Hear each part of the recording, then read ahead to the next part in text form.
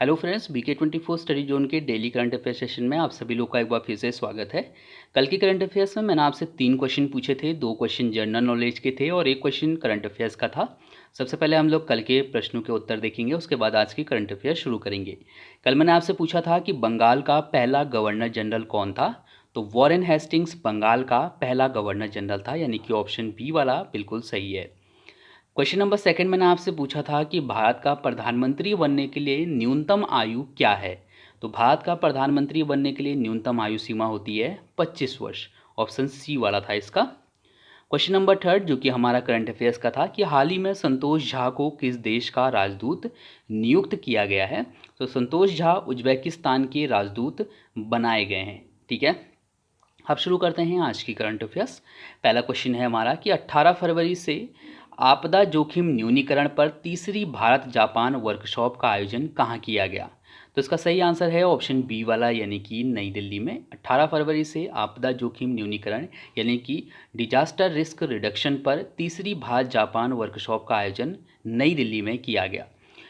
Basically हम बात करें आपदा से होने वाले, जो हमें बहुत ज़्यादा जो है जो प्राकृतिक आपदाएं आती हैं, डिजास्टर आते हैं, उनकी वजह से हमें जो है काफ़ी ज़्यादा नुकसान उठाना पड़ता है।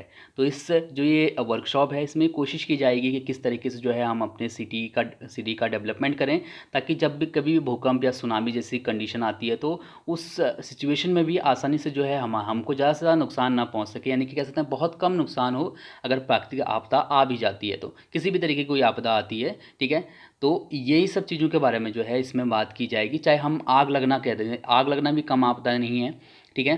तो इन सब चीज़ों से कैसे निपटा जाए आसानी से, इन्हीं सब चीज़ों के बारे में इस वर्कशॉप में बात की जाएगी। याद रखिएगा, इसका जो आयोजन है वो नई दिल्ली में किया गया। इसके बाद क्वेश्चन नंबर सेकंड है हमारा कि हाल ही में संपन्न हुए एशियन यूथ चैंपियनशिप 2019 में सर्वाधिक पदक किस देश ने जीते। एशियन यूथ चैंपियनशिप 2019 का समापन हो गया है, इसमें सर्वाधिक पदक चीन ने जीते हैं।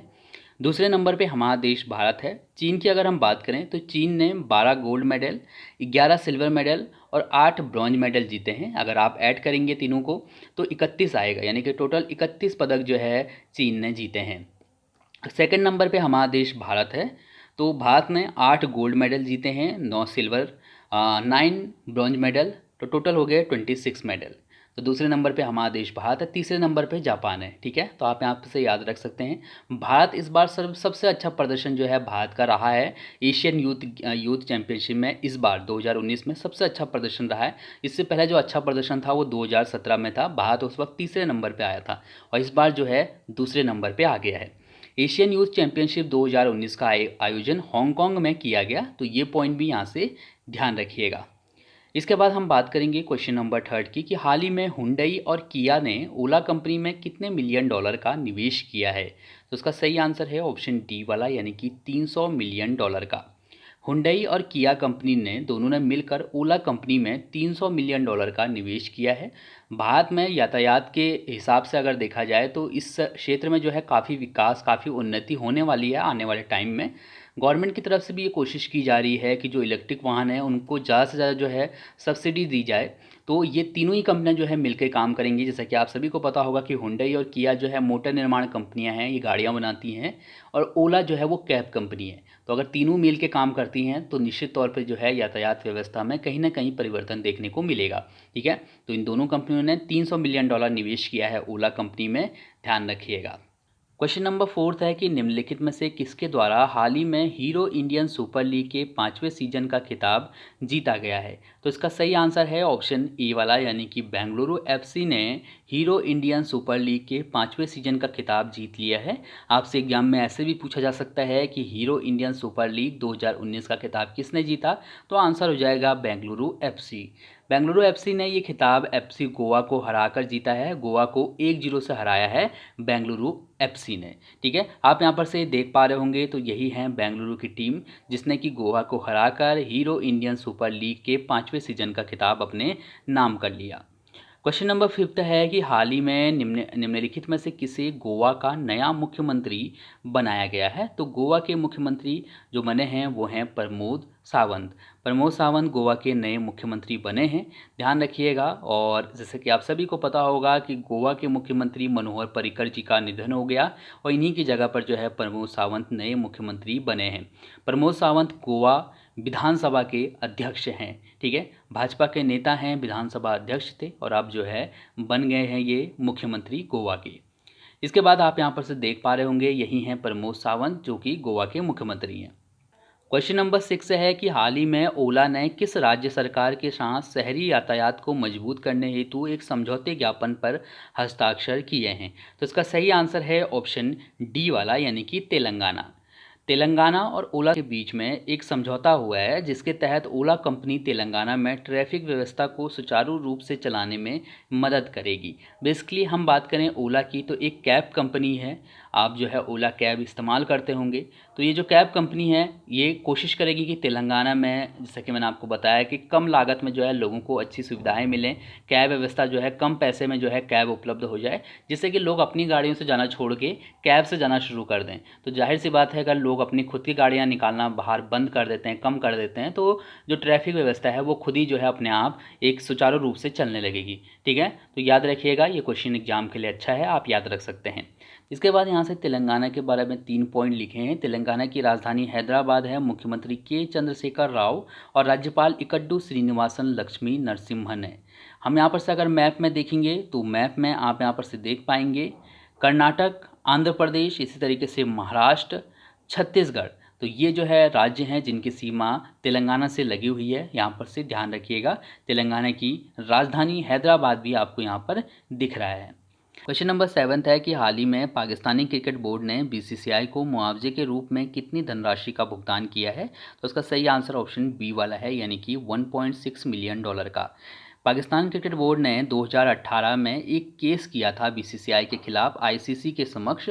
तो अब जो है यही केस जो केस किया गया था 2018 में, उसमें जो है पाकिस्तान क्रिकेट बोर्ड की हार हुई है। तो इसी हार के बाद जो है $1.6 मिलियन का भुगतान करना पड़ा है पाकिस्तान क्रिकेट बोर्ड को, ठीक है, याद रखिएगा। पाकिस्तान क्रिकेट बोर्ड ने बेसिकली $7 करोड़ का जो है मुआवजे का दावा किया था, लेकिन ये जो दावा है, ये जो मामला था, ये पूरा जो है पाकिस्तान के खिलाफ ही हो गया और इसमें जो है बीसीसीआई के खिलाफ किसी भी तरीके से जो है कोई केस नहीं बना, जिससे कि $1.6 मिलियन का भुगतान पाकिस्तान क्रिकेट बोर्ड को भारत को करना पड़ा। पाकिस्तान क्रिकेट बोर्ड के अध्यक्ष जो है वो हैं एहसान मनी। तो आपको इस चीज़ से ध्यान होना चाहिए। और हमारे जो बीसीसीआई के अध्यक्ष हैं वो कौन हैं, आप लोग मुझे कमेंट करके बताइएगा।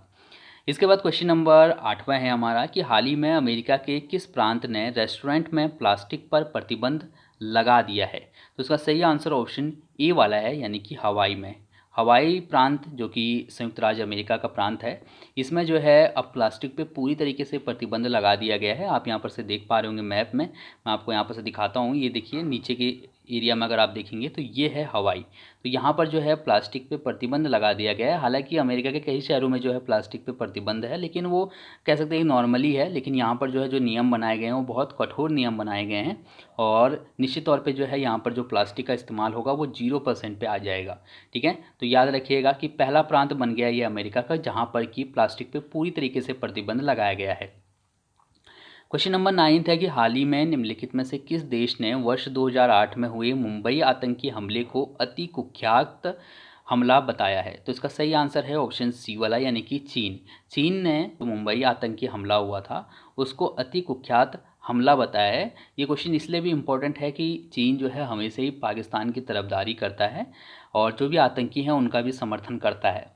तो 2008 में जो है भारत का दबाव है अभी काफ़ी चीन पे भी, तो इसने जो है बताया है कि जो 2008 में आतंकी हमला हुआ था मुंबई में वो अति कुख्यात यानी कि सबसे खतरनाक आतंकी हमला था। 2008 में हुए मुंबई आतंकी हमले में 166 लोगों की मौत हो गई थी और 300 से अधिक लोग इसमें घायल हो गए थे। कई लोग जो है इसमें विदेशी भी थे। चीन की राजधानी बीजिंग है, मुद्रा है यहाँ की रोनमेनबी, जिसको आप युआन नाम से भी जानते हैं, और राष्ट्रपति हैं सी जिनपिंग। इसके बाद यहाँ पर से आप देख पा रहे होंगे ये जो ग्रीन कलर का एरिया है ये अपने इंडिया से, ये जो पूरा ग्रीन कलर का एरिया है ये चीन गणराज्य है, पूरा का पूरा चीन है ये।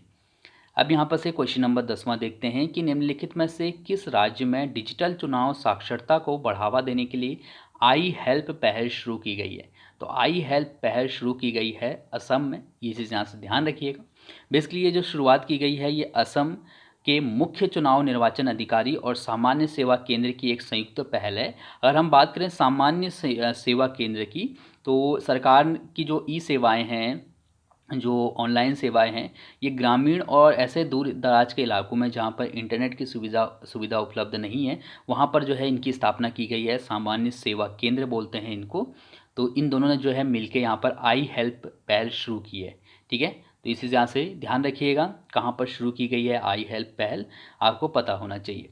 और ये दोनों मतलब जो ये आई हेल्प पहल है, इससे लोगों को जो है चुनाव के वक्त जो कह सकते हैं लोग कंफ्यूज रहते हैं, वोट किसको दें या फिर वोट किस तरीके से दें, उन्हीं सब चीज़ों को लेके जो है इस पहल के माध्यम से डाउट दूर किए जाएंगे।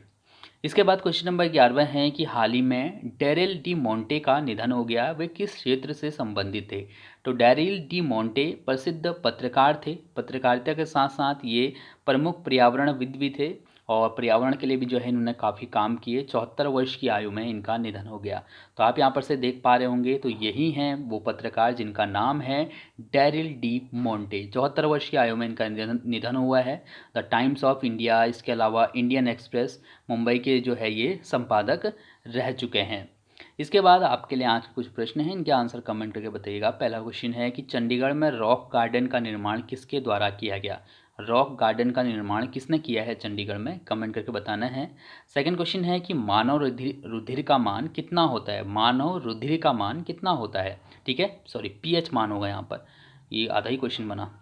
मानव रुधिर का पीएच मान कितना होता है आपको बताना है। क्या बताना है, मानव रुधिर का पीएच मान, पीएच वैल्यू कितनी होती है खून की, ये बताइएगा। ठीक है, इसके बाद क्वेश्चन नंबर 3 आपके लिए कि निम्नलिखित में से कौन हाल ही में इंडोनेशिया की यात्रा करने वाला पहला तटरक्षक जहाज बन गया है। कुछ लोग बोले थे इंडोनेशिया नहीं ऑस्ट्रेलिया होगा, ये ऑस्ट्रेलिया नहीं इंडोनेशिया ही होगा। आपने जहाँ पर पढ़ा है, आप सभी जानते हैं बिल्कुल गलत पढ़ा है। कोशिश करिए कि जहाँ पर आप जब उनकी वीडियोस देखते हैं तो किसी और को भी जो है फॉलो करिए ज़रूर साथ में। उनकी वीडियोस में बहुत ज़्यादा जो है मिस्टेक होती हैं, आपको पता है कि मैं किसकी बात कर रहा हूँ। ठीक है, तो बहुत ज़्यादा मिस्टेक करते हैं वो, हर वीडियोस में उनके कुछ ना कुछ गलती होती है। तो यहाँ पर से कोशिश करिएगा कि कहीं पर भी जो है आप अपने डाउट को क्लियर करिए। ऐसा नहीं कि हमने कुछ याद कुछ और किया और आंसर कुछ उसका और ही निकला, जो कि वो अक्सर बताते हैं। कई क्वेश्चन जो है कई क्वेश्चन के आंसर उनके गलत होते हैं। ठीक है, इसका सही आंसर मुझे कमेंट करके बताइएगा। So thank you so much इस वीडियो को देखने के लिए। आपका दिन शुभ हो, धन्यवाद।